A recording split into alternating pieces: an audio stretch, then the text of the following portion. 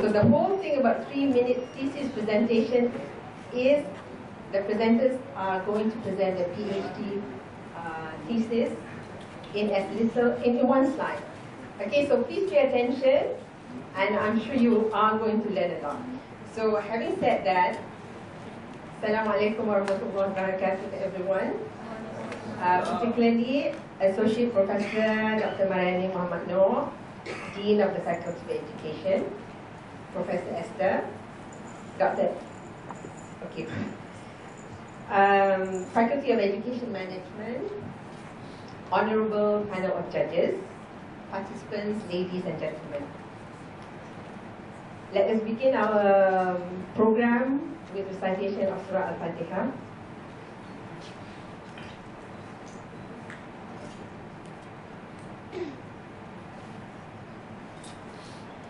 Ladies and gentlemen, on behalf of the Faculty of Education, I would like to extend a warm welcome to all of you to the University of Malaya 3-minute thesis competition at the faculty level. For your information, the UM3MT competition is organized by IGS.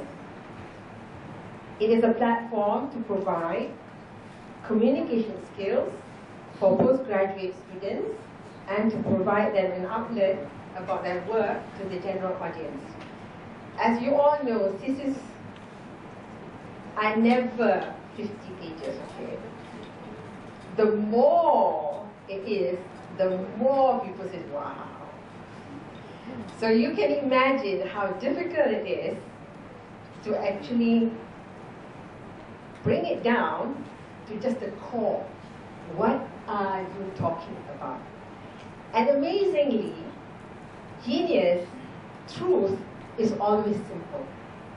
Okay, that is right. Truth is always very simple. So if you can't say something in very simple terms, you actually have not mastered the truth, whatever it is that you want to show, which is yours. Okay, so this is brevity. This is what the 3-minute thesis presentation is all about. Being able to say something worthwhile, okay, in just a few words. Okay, without further ado, I would like to invite Yang Berbahagia Associate Professor Dr. Mariani Muhammad Noor, Dean of the Faculty of Education, to deliver the welcoming address and officially open the UM3MT for the Faculty of Education.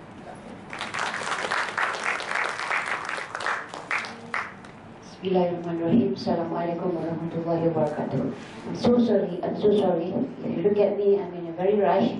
I just came back from meeting with the VC, and then I was grabbed by these two people, Prof. Esther, and the other one is from the Deputy Dean of Research and Development, because I got to also attend to these delegates from Philippines.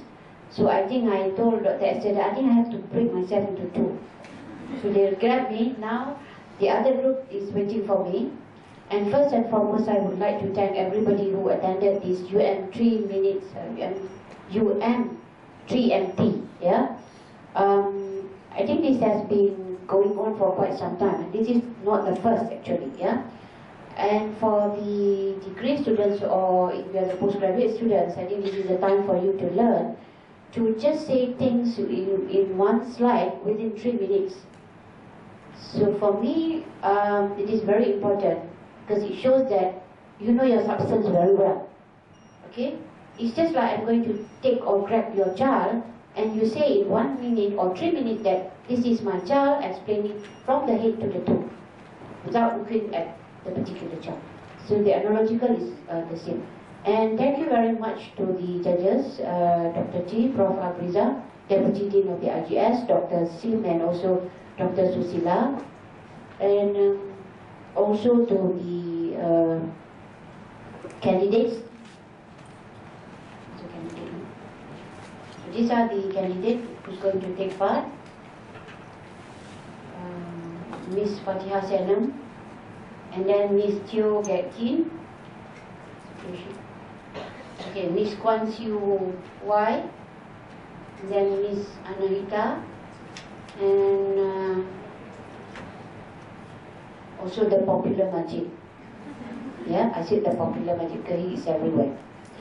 Okay, and please, students, do use the opportunity to learn the skills of delivering messages, and within 3 minutes, everything is there.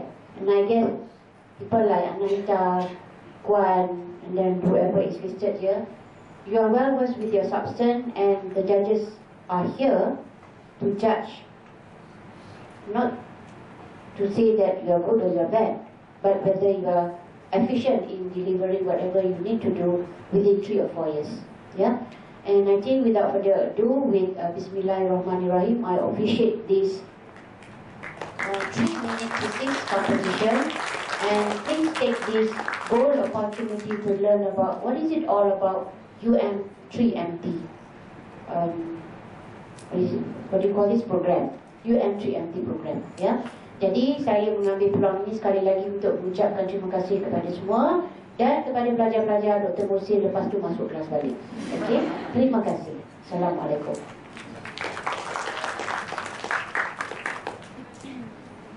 So we will begin, but before that, I just want to inform you, it is just one slide, no animation, no movement in the slide, just one slide to explain what it is all about. Okay? And the judges are 4 of them. Associate Professor Dr. Abriza Abdullah from IPS. Dr. Tim Jong Kong from the medical faculty. Dr. T from education. And then Dr. Susila from INTI International College. So she is independent observer. The rest you can doubt, we are all UM. But you can believe she's an non-partisan observer. So without much ado, we will begin. Okay, ready? With our first speaker, Miss Kwan, Madam Kwan CY from Mathematics and Social Science Education. Her topic is Stop Stereotyping Teaching and Learning Styles. Constructive interaction matters.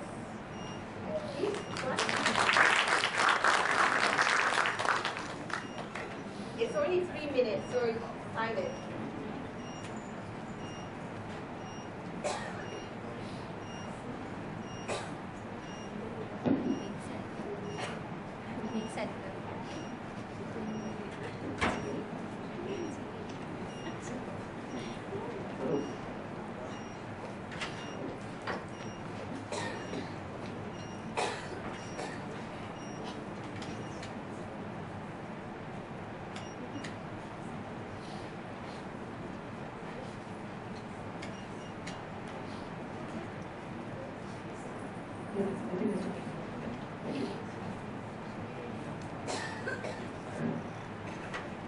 Okay, good afternoon everybody. Do you remember how you studied when you were a student? Teachers always think that students will learn according to their own learning style. And students always think that teachers will teach them with the best teaching styles. But today I'm telling you that it is not the matter of the learning style or the teaching styles that contributes to the readiness of us to learn. It is the constructive interactions. Constructive in the sense that it will engage us to the lessons cognitively, emotionally, as well as physically. What does it mean? Let me show you. Okay, today you come to here to listen to me. It's not because I'm pretty, isn't it? It is because you are interested. How you become interested is the constructive interactions. It is the interactions where the faculty has delivered to you through email, invitation, or other means which trigger your interest to come in to sit here. So my research is actually about how ready a student is ready for self-directed learning. It is a nationwide study which I have to travel all over Malaysia to collect my data. So my research actually tells me that the relationship is not much different between teaching style or learning style with the readiness of students in learning. The readiness of students to learn, especially in self-directed learning, is contributed by the constructive interactions.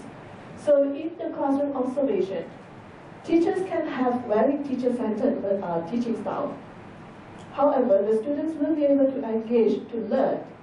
They will be able to complete their assignments independently.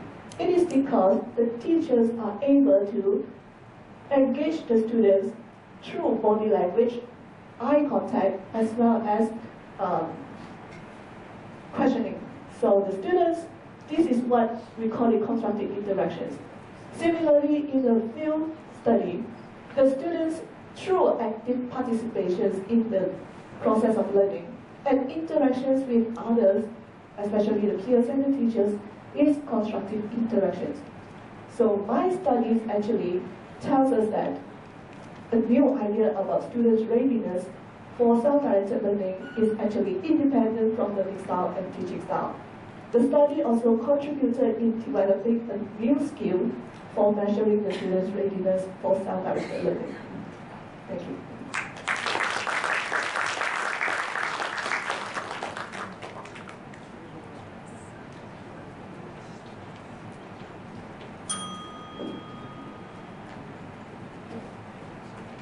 Okay, so that was the first speaker about constructive interaction between teachers and students.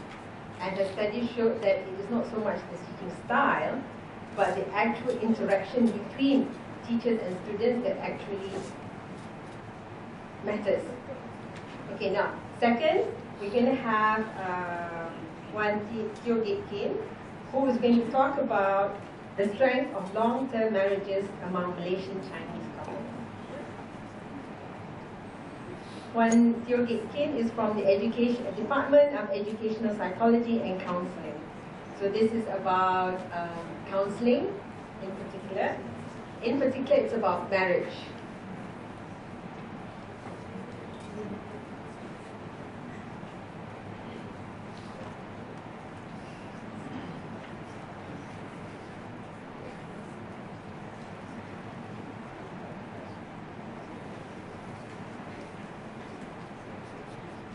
Good afternoon to all judges and all the friends here.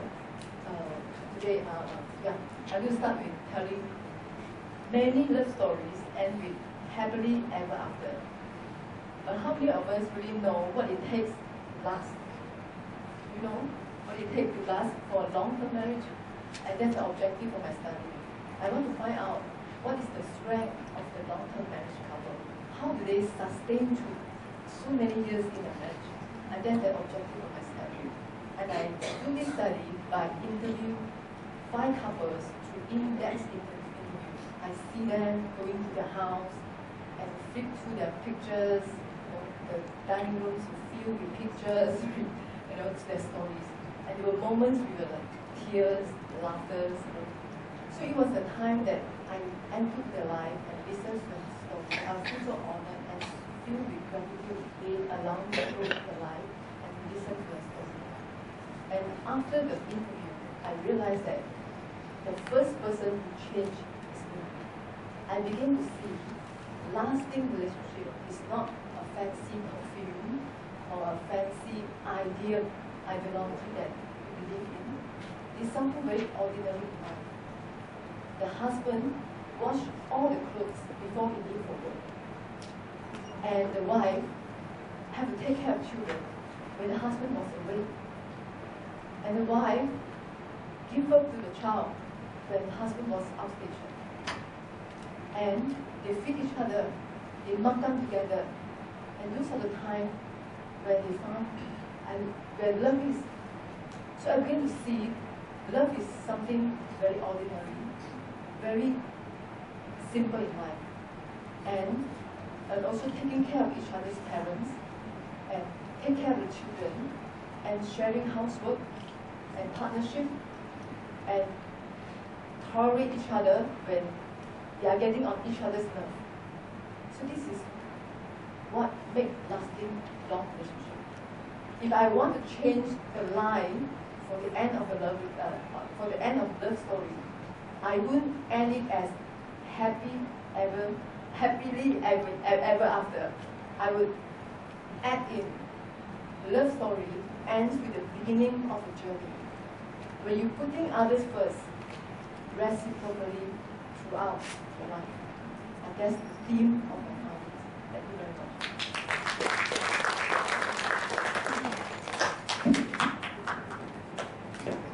Thank you.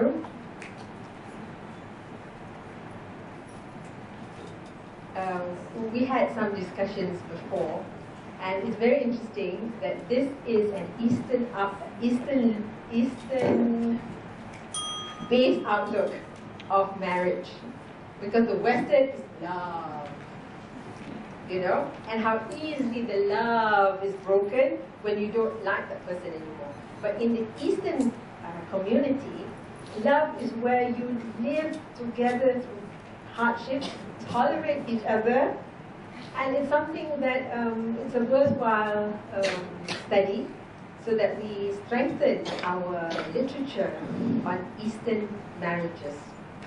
So thank you very much, Joe.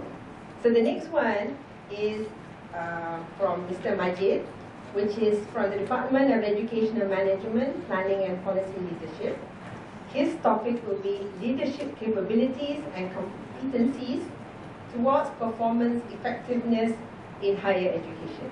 That is quite a mouthful, so we'll see how you manage this in 3 minutes. Hello everyone, and thank you very much for coming to my presentation. There is a photo on my slide, and as everybody knows here, this is a picture of Prof. Sufyan. Prof. Sufyan in our faculty is one of the academic leaders, and that's why I put his picture on my slide, because I'm talking about academic leaders. Basically, academic leaders have different types of qualities. It includes personal, interpersonal, intellectual, and change-oriented capabilities, as well as generic and or specific competencies. Examples of these qualities include making hard decisions, being transparent and honest in dealing with others, having the ability to recognize patterns in complex situations, being able to envision change, being able to use IT effectively, and being able to identify and disseminate good management practices across universities. According to the literature, these qualities are very important and necessary for leadership performance effectiveness in higher education settings, especially in the context of change, where there are so many change forces in universities. That's why we became interested in studying academic leaders in Malaysian public and private universities, and we focused on these qualities. So based on the literature, we developed some objectives. The objectives include identifying the main components that construct these qualities, determining the extent to which capabilities and competencies determine and predict leadership performance effectiveness in academic settings, analyzing the impact of academic leadership role and university type on these qualities, and finally, analyzing the relationship between these qualities. So for this pure quantitative research, we selected a sample of 3,000 plus academic leaders from more than 30 public and private universities in Malaysia. And we conducted this study so that we would be able to achieve our objectives. The most important thing about my study is that this study is very significant for many reasons. The first thing is that change-oriented leadership capabilities, competencies, and performance for the first time was studied in Malaysia. We managed to develop new valid and reliable instruments. We managed to compare academic leaders in public and private universities in Malaysia and academic leaders in Malaysia with academic leaders in Australia and New Zealand. Thank you very much.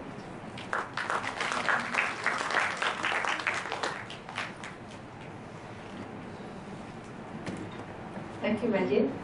Okay, I understood that. Okay, the fourth one would be from Fatiha. She is from Department of Language and Literacy Education. She's going to present the Native Speaker Mentors, Influences on New Teachers' Professional.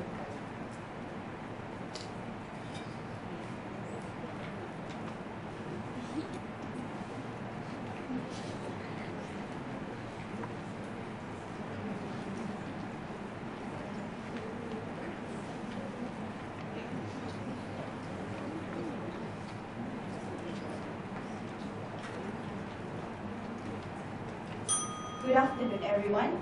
Today, I'm going to give a very brief explanation about my PhD thesis, which is about the native speaker mentors and their influences on new teachers' professional development. So why new teachers? I decided to focus on new teachers because new teachers experience a very challenging transition from their simple student life in the university to hectic teacher's life in a real classroom.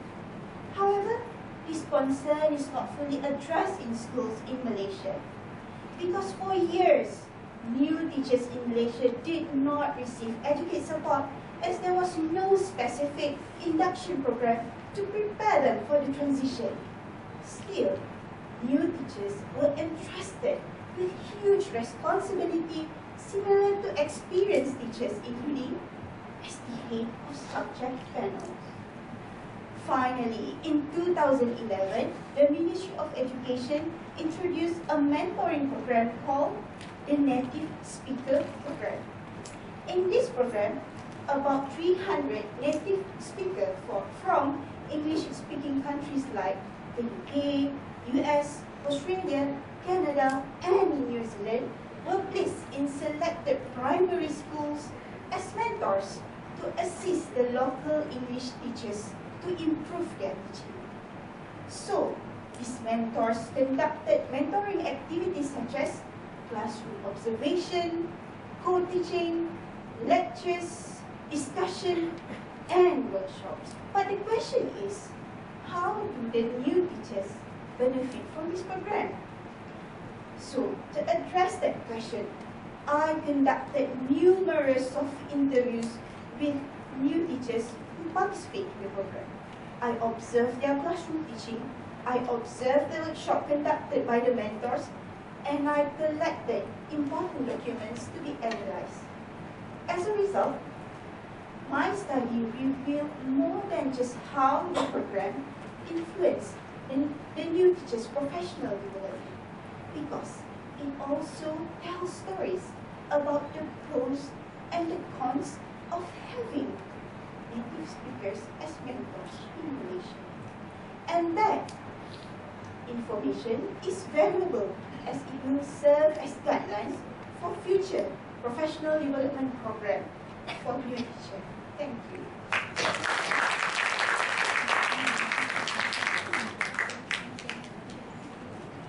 Thank you very much for Fatiha. Now, our last and final speaker from the Department of Educational Foundation and Humanities, Puan Ana. She is going to talk about collaborative mobile learning for graphic design students.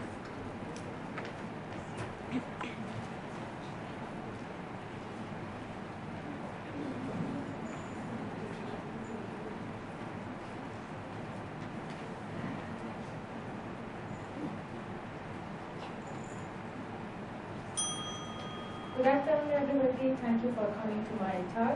My name is Anna, and the topic of my presentation is collaborative mobile learning for graphic design students in Malaysia.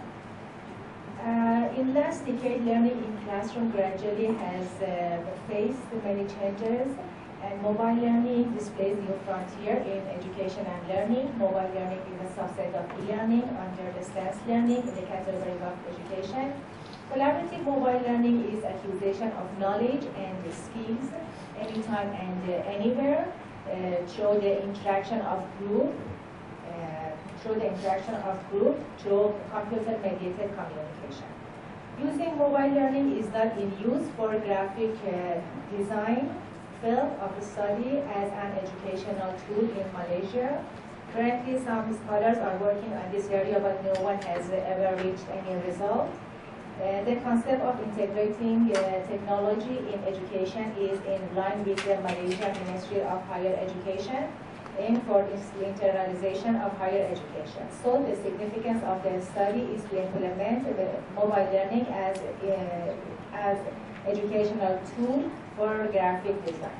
To employ mobile learning technology in teaching, university needs to explore the theoretical basis and offer guidance for the designing of mobile learning activities. The objective of this study is to explore the possibility of conducting mobile learning as an educational tool for graphic design, investigating the advantage of mobile learning and improve teaching and learning of graphic design with mobile learning. This study proposes a new model identified as electronic gallery or e-gallery application, and it describes a model of learning that in which learners at virtual environment they can have collaboration, interaction, and participation, and anywhere and anytime. E-gallery is based on analysis of graphic elements and defining their roles and the efficiency of the elements to each other. The process includes these steps: designing, evaluating compatible format for e-gallery, for teaching graphic design in different mobile devices, and evaluating the students' preparation for using mobile, and providing the same course with traditional format as control group, and finding the technical problems of e-gallery during the class, and evaluating e-gallery by preparing questionnaire and interview with both groups.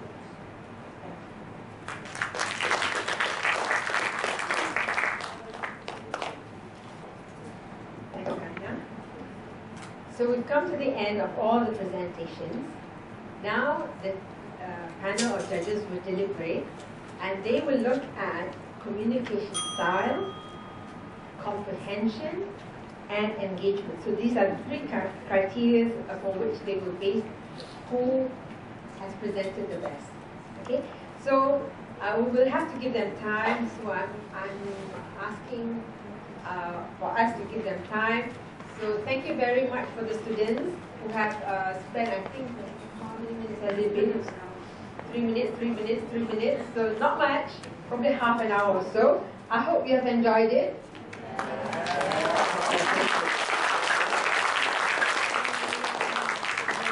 So like Professor said, please go back to your class. And I think we will also leave. And we give the judges, I think, about 20 minutes or so, about them across the custom, for them to deliberate. So can you quietly come down and go back to class? Okay.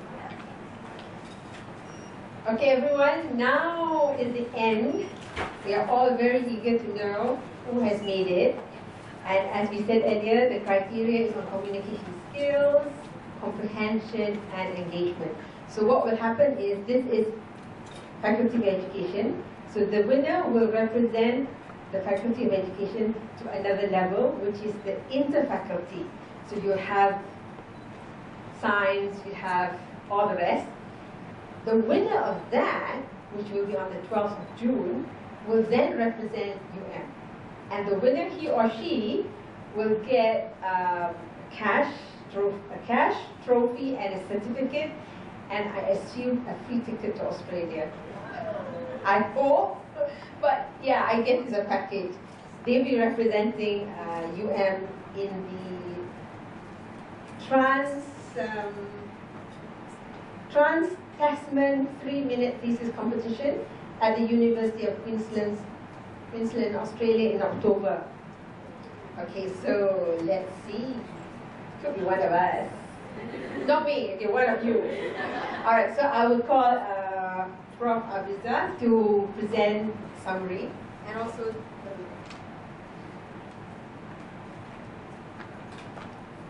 Good afternoon, everybody. First of all, I would like to congratulate the participants, the 5 brave participants, for taking out not the challenge, okay? It is not easy. It is not easy actually to condense your 100,000 doctoral thesis into a 3 minutes presentation to the lay people, alright? People who do not know, who are not within your research area. Yeah, alright. What the organizer has announced, okay, the judges evaluated your presentation based on 3 indicators: communication style, comprehension, and engagement. Okay, the first one, the communication style, was the thesis topic and its significance communicated in a language appropriate to an intelligent but non-specialist audience? Meaning that, okay, for example, people from engineering or people from computer science, are we able to understand, okay, what you have delivered or what you're delivering, all right, to a way that we can actually appreciate and want to know more about your research. Yeah? A comprehension. Did your presentation help the audience understand the research? Presentation, it is not only you but also your PowerPoint, all right, and how you actually engage the audience with what you say and your PowerPoint. Yeah, your engagement with the audience and also your engagement with your PowerPoint. So we are not looking for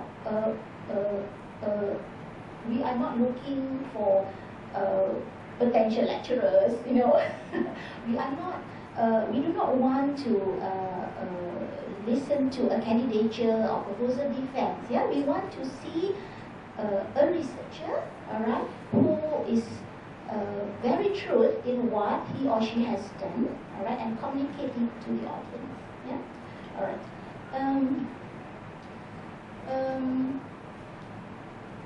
This is what I would like to communicate to the participants in case, okay, I know one of you or 2 of you will be taking part in the weekend 3 minutes. This is the final. Hopefully, you will also get the chance to Australia, to Queensland. But based on my experience, 2 weeks ago, as an audience at the national level, Malaysian 3 minutes thesis, which involves 16 universities and 64 participants. Alright? Okay, these are the general comments, okay, made by the judges. Okay, the first one, the slide. Okay, I see only one participant indicate his or her name on the slide and also the title of the presentation. So you know who you are. Okay, number 2, the engagement, okay, your engagement with the audience as well as how you engage the audience with your slide, alright, but to a minimum level, okay, not like the way you walk, okay, your voice, your confidence, scholarly but to a minimum level, yeah, and how you engage the slide. Alright, show your slide like that. Perhaps not to point your slide using pointer. You're not a lecturer. Yeah, okay. Alright. Not too much text on the slide.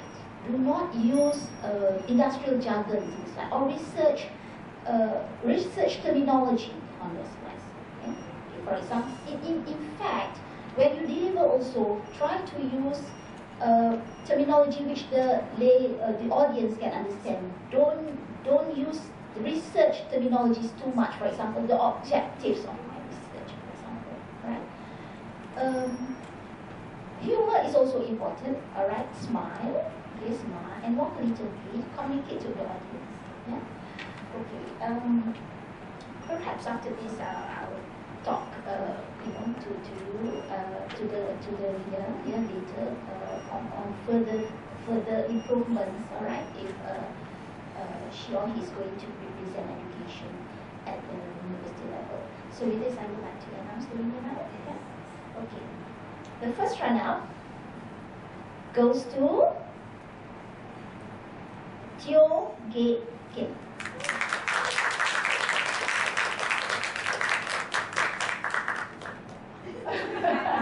Congratulations. All right. Okay. The winner of the UN 3 Minutes Thesis Faculty of Education is, can everybody mention his or her name? Anyone? Yes, Fatiha Sinor. Congratulations. Alright, so I believe two participants, okay, will be representing this faculty. Congratulations to both of you. Alright. And the judge decision is actually unanimous, yeah? And quite similar, very similar. Alright, thank you very much.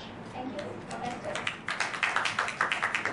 Before we end, I will call upon Prof. Esther to give a token of appreciation to the judges. Oh, yeah.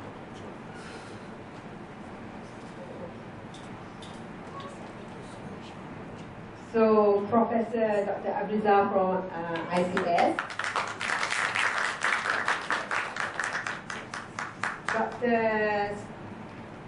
Dr. Susila from INSEE, International College,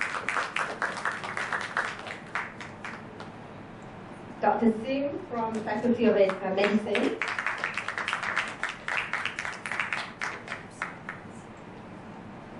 and our very own Dr. T.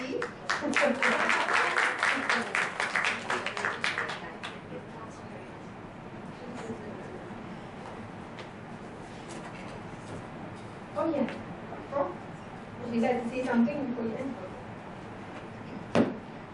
A very good afternoon to all of you. Let me first begin by thanking especially the judges who have come and spent their time to help us to make a decision, and thank you for all the constructive comments. And then of course I'd like to thank the participants who have very bravely, as Prof. Abhishek said, taken part in this competition. And we wish the winner all the very best and the runner-up, okay, at the university level. And for the three of you, I thank you again for actually coming forward and taking part for us here. And lastly, I just want to say that as PhD students here, I hope you will spread this message that next year when we organize this, more of you will participate. All right? Okay, so thank you once again. And so we now invite the judges for some refreshments which is served outside. Please. And of course, all of you are invited as well. Thank you.